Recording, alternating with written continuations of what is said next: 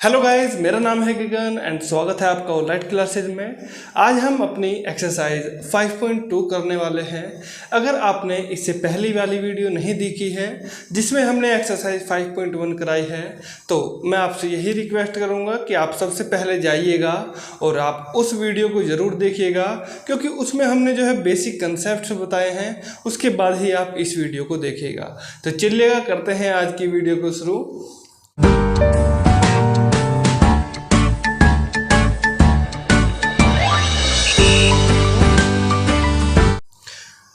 कुछ क्वेश्चन हम करने वाले हैं। हमने आपको एक सिंपल सा बेसिक फॉर्मूला बताया था। कोई भी एपी सीरीज जो होती है उसकी कोई भी अगर नंबर ऑफ टर्म आपको निकालनी है तो बेसिकली उसका आप एक सिंपल सा फॉर्मूला होता है। जैसे अगर उसने पूछ लिया कि जैसे 1 2 3 4 5 डैश, आप इसका वो कोई भी टर्म पूछ सकते हैं। जैसे उसने 50 टर्म पूछ ली, तो आपको कैसे पता करेंगे कि आप डायरेक्ट 50 टर्म निकालनी है। तो इसका हमने आपको बेसिकली मेथड बताया था कि जो 50 होता है आप उसको डायरेक्ट a प्लस या तो 49d कर दीजिएगा, या फिर आप बिल्कुल एक सिंपल सा फॉर्मूला लगा दीजिएगा कि an is equal to a plus n minus 1 into D. आप इससे भी क्या कर सकते हैं, उसकी कोई भी टर्म आप निकाल सकते हैं। इतना हमने जो है प्रीवियस वाले लेक्चर्स में देख लिया है। तो अब वो क्या काम करता है आपसे, वो एग्जामिनर क्या काम करेगा, कभी कभी आपको a की वैल्यू दे देगा, d की वैल्यू भी दे देगा, n की वैल्यू भी दे देगा और पूछ लेगा कि भाई an की वैल्यू बताओ। an की वैल्यू आप कैसे फाइंड करेंगे? तो कैसे फाइंड करेंगे, बिल्कुल सिंपल सा तरीका है, देख लीजिएगा जरा। अगर वो आपको यहाँ से बोले कि कोई से नंबर की आप टर्म निकाल लिएगा, है ना, तो बड़ा सिंपल है क्वेश्चन को सोल्व करना। देखिए जरा, वो इसमें आपको कोई भी टर्म दे सकता है और किसी भी एक टर्म को क्या करेगा, वो खाली छोड़ देगा। तो आपको क्या काम करना है, बिल्कुल फॉर्मूले में पुट करा दीजिएगा वैल्यू को। जैसे an आपका क्या होता है, an होता है आपका नंबर ऑफ टर्म, कि आपको कौन सी टर्म निकालनी है। तो अब की बार उसने क्या कहा है बेटा, उसने कहा है आपको n टर्म निकालनी है। तो n टर्म निकालने के लिए क्या काम करेंगे, उसने क्या चीज़ दी हुई है, एक तो आपको a की वैल्यू प्रोवाइड करा रखी है, n की वैल्यू उसने आपको नहीं दी है, तो आप n की वैल्यू n ही रख देंगे, ठीक है। उसके बाद d की, अच्छा n की वैल्यू उसने कितनी दे रखी है, आपको 8 दे रखी है, तो 8 भी आप क्या करेंगे, इसमें पुट करा देंगे। उसके बाद d की वैल्यू क्या काम करेंगे, आप 3 उसने दे रखी है, तो 3 आप पुट करा देंगे। तो आंसर क्या आ जाएगा, 8 में से -1 करोगे तो कितना आएगा, 7 आ जाएगा। और 7 की मल्टीप्लाई आप 3 में ज़रूर कर दीजिएगा, क्योंकि आपको ध्यान होगा कि जो हम बोर्ड मास करते हैं तो मल्टीप्लाई और प्लस में सबसे पहले किसको किया जाता है, तो बेटा मल्टीप्लाई और प्लस में सबसे पहले हम मल्टीप्लाई को प्रायोरिटी देंगे। तो 7 3 जा कितना होता है, 21 होता है, और 7 इसके अंदर हम क्या कर देंगे, ऐड कर देंगे। तो आपके an की वैल्यू कितनी आ जाएगी, 21 + 7 कितना हो जाएगा, आपका आंसर आ जाएगा 28, ठीक है। आई होप क्वेश्चन आपको बड़े ही अच्छे से समझ में आ गया होगा। तो ऐसे ही खुद आपको वीडियो को पॉज करके आपको नेक्स्ट क्वेश्चन देखना है, और अगर आपसे नेक्स्ट क्वेश्चन नहीं बना है देन आप फिर इस वीडियो को देखिएगा, ताकि आपको जो है थोड़ा और अच्छे से समझ में आए। क्योंकि जब भी आप मैथ्स की वीडियो देखते हैं तो हमेशा बेटा आप पेन जरूर हाथ में लें, क्योंकि उससे क्या होता है, आपकी प्रैक्टिस होती है। मैथ कभी भी आपको देखने से नहीं आता है, ना ही सुनने से आता है। आप मैथ सीखोगे तो केवल और केवल पेन उठाकर, यानी कि मेरे साथ साथ आप क्वेश्चन को सोल्व करते जाइएगा। सबसे पहले मैं फॉर्मूला लिख देता हूँ कि an की जगह आपको यहाँ पर tn भी मिल सकता है। क्या मिल सकता है बेटा, tn भी मिल सकता है, और या फिर आप इसकी जगह l भी यूज कर सकते हो। l यानी कि कभी कभी वो बेटा आपको लास्ट टर्म भी दे देता है। क्या दे देता है, लास्ट टर्म की वैल्यू भी दे देता है। तो ये आपका l भी हो सकता है, tn भी आपका नंबर ऑफ टर्म ही होता है कि आपको कौन सी टर्म निकालनी। ऐसे ठीक an तो आपको समझ में आ ही गया होगा, an तो हम पढ़ ही रहे हैं। तो कहीं कहीं पर आपको ध्यान रखना है कि वो l tn या an भी आप लिख सकते हैं, उससे कोई इश्यू नहीं आएगा। तो फॉर्मूला बिल्कुल आप रख दीजिएगा a plus N minus one into D. तो बिल्कुल बताइएगा जरा आप अगले क्वेश्चन में क्या करेंगे। बेटा सबसे पहले ए एन की वैल्यू उसने क्या दी हुई है, 0 दी हुई है, तो 0 रख दीजिएगा। उसके बाद इक्वल लग जाएगा, ए की वैल्यू है माइनस का 18, तो रख दीजिएगा जरा। एन की वैल्यू कितनी है बेटा, एन की वैल्यू दी है उसने 10 माइनस 1 इंटू डी की वैल्यू कितनी है, तो डी की वैल्यू बेटा हमें आपको क्या करनी है, फाइंड करनी है। तो बिल्कुल सिंपल है, देखो क्वेश्चन को सोल्व करना। अगर आपको ये माइनस 18 दिखाई दे रहा है, अगर आप इसको लेफ्ट साइड में लेके आएंगे तो बेटा क्या हो जाएगा, ये प्लस का 18 हो जाएगा, ठीक है। उसके बाद 10 में से 1 को माइनस करोगे। हमेशा ध्यान रखना जब भी आपको कभी ब्रैकेट दिखाई देता है, क्या दिखाई देता है, कोई भी क्वेश्चन में अगर आपको कहीं पर ब्रैकेट दिखाई देता है तो सबसे पहले हमेशा आपको ब्रैकेट को ही सोल्व करना है। और अगर मैं आप ब्रैकेट की यहाँ पर बात करूँ तो बेटा ब्रैकेट आपके 3 टाइप के होते हैं। सबसे पहले होता है आपका स्मॉल ब्रैकेट। कौन सा ब्रैकेट होता है जी, स्मॉल ब्रैकेट। उसके बाद बेटा आपका आता है करली ब्रैकेट। ये इस टाइप का अगर आपने देखा होगा कहीं पर, तो ये होता है आपका करली ब्रैकेट। इसको आप इस तरीके से भी बना सकते हैं ना। ये कौन सा ब्रैकेट है, ये है आपका करली ब्रैकेट। उसके बाद बेटा सबसे बड़ा आता है आपका लार्जेस्ट ब्रैकेट या बिग ब्रैकेट, है ना। तो इसको भी आपको ध्यान रखना है। तो अगर कहीं पर क्वेश्चन में आपको सबसे पहले स्मॉल ब्रैकेट दिखाई देता है तो बेटा सबसे पहले प्रायोरिटी देनी है आपको स्मॉल ब्रैकेट को सोल्व करने की, ठीक है। उसके बाद आप क्या काम करेंगे, जब स्मॉल ब्रैकेट को आप क्लियर कर लेंगे या सोल्व कर लेंगे, उसके बाद आपको जो है करली ब्रैकेट को सोल्व करना होता है, ठीक है।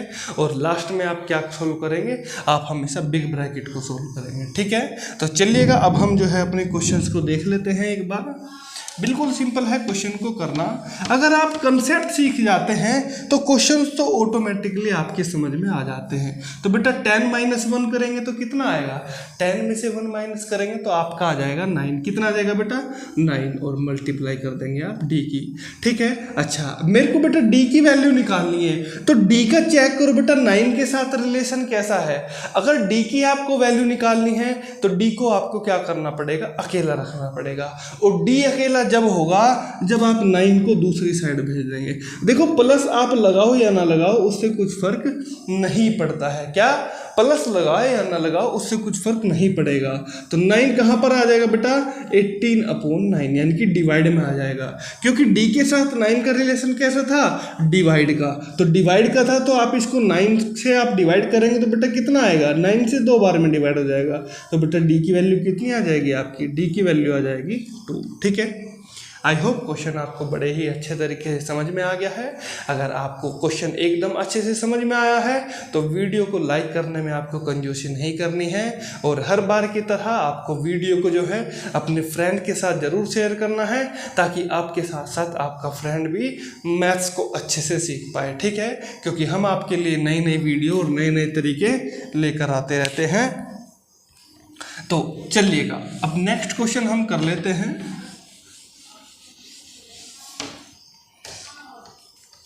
बेटा नेक्स्ट क्वेश्चन है थर्ड वाला। ए की वैल्यू उसने आपको दी है, तो बेटा ए की वैल्यू आपने फॉर्मूले में पुट करा दीजिएगा, माइनस का 18.9।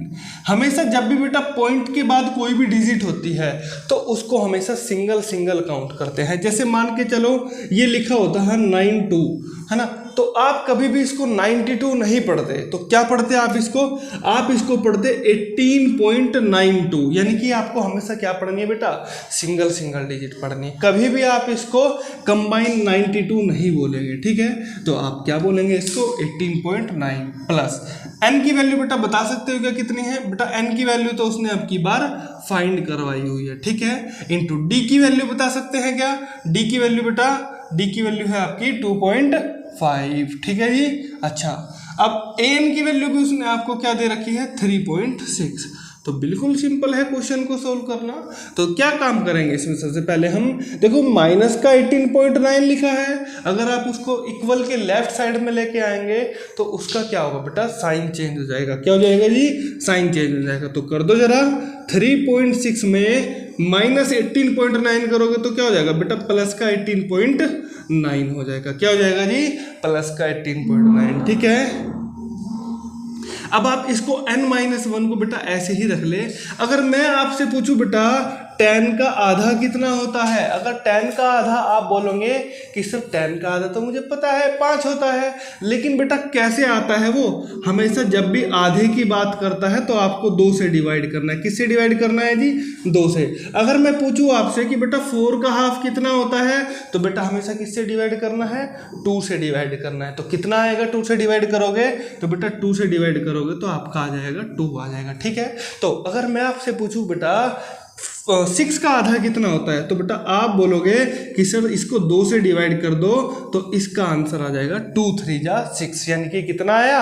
6 का हाफ आ गया आपका 3। ठीक है, अच्छा अगर मैं आपसे पूछ लूं कि बेटा बताओ जरा 5 का आधा कितना होता है, आपने बता दिया कि सर 4 का आधा तो कितना होता है 2 और 6 का आधा होता है 3, और बेटा 5 जो है 6 के और 4 के क्या पड़ता है? बीच में पड़ता है। ठीक है, तो आपको ध्यान रखना है जब आप 2 से इसको डिवाइड करोगे तो इसके कुछ बीच की ही वैल्यू आएगी, ना तो 5 आएगी ना ही 3 आएगी।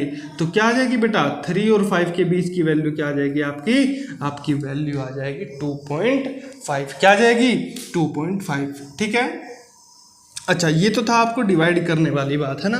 ये इतना तो आपको पता होना चाहिए कि 2.5 कितना होता है, 2.5 कितना होता है ना।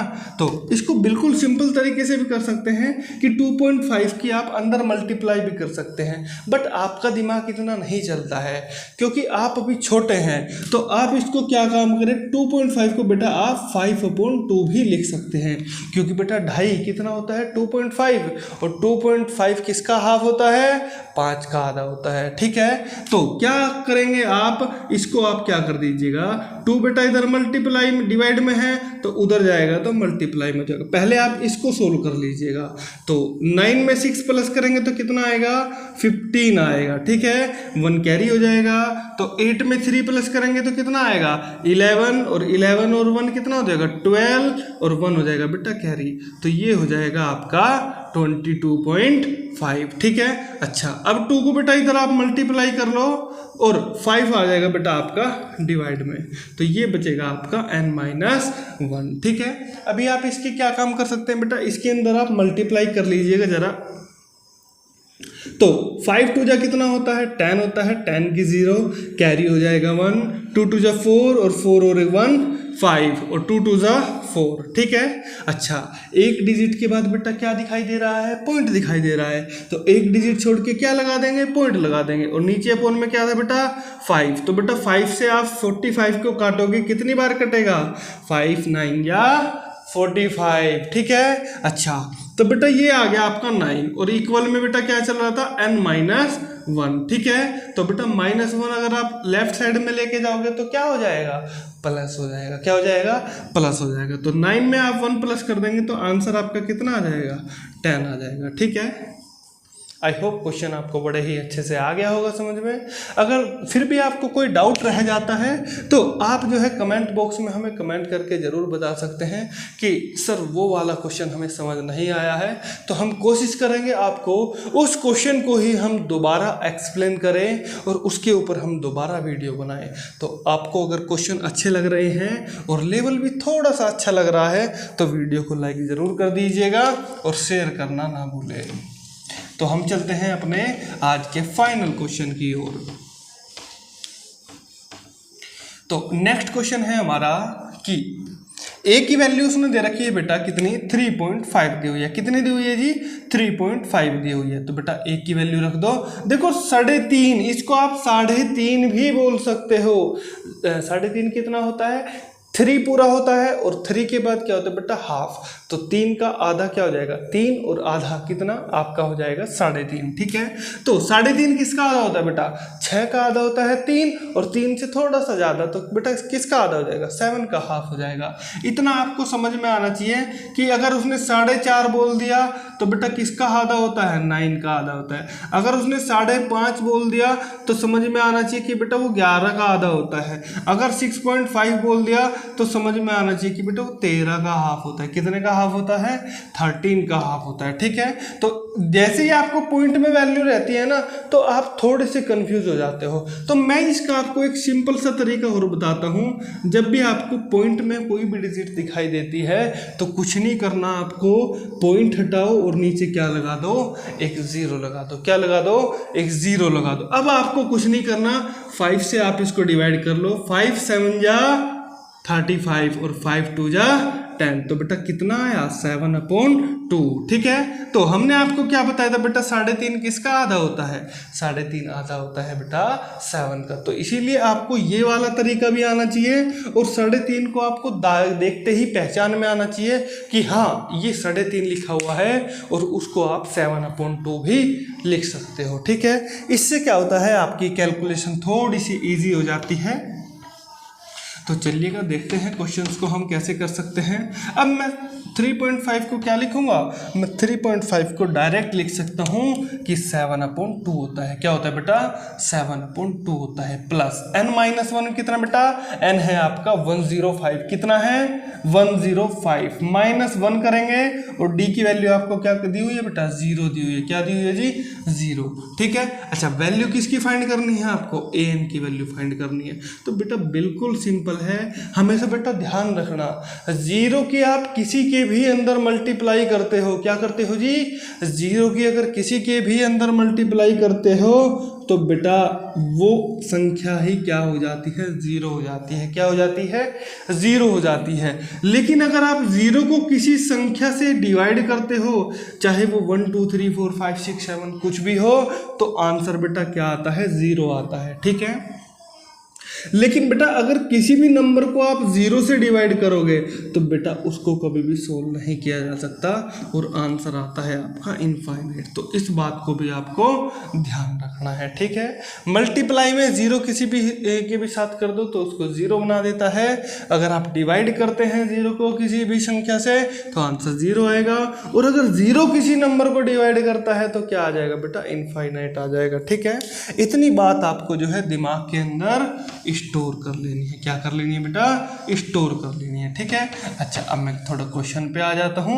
अब देखो जरा, 0 की मल्टीप्लाई बेटा इस ब्रैकेट के अंदर हो रही है, तो 0 की मल्टीप्लाई किसी में भी करूंगा तो बेटा आंसर तो 0 आएगा। तो an की वैल्यू बेटा डायरेक्ट कितनी आ जाएगी, 7/2, और बेटा 7/2 ही कितना होता है, 3.5। ठीक है ना, बताओ कितना सिंपल क्वेश्चन था। अगर आपको क्वेश्चन समझ में आया है और वीडियो अच्छी लगी है तो जल्दी से वीडियो को लाइक कर दीजिएगा। मिलते हैं आपसे नेक्स्ट वीडियो में, और अगर आप हमारे चैनल पर नए हैं तो चैनल को सब्सक्राइब करना ना भूलें। Thank you for watching this video.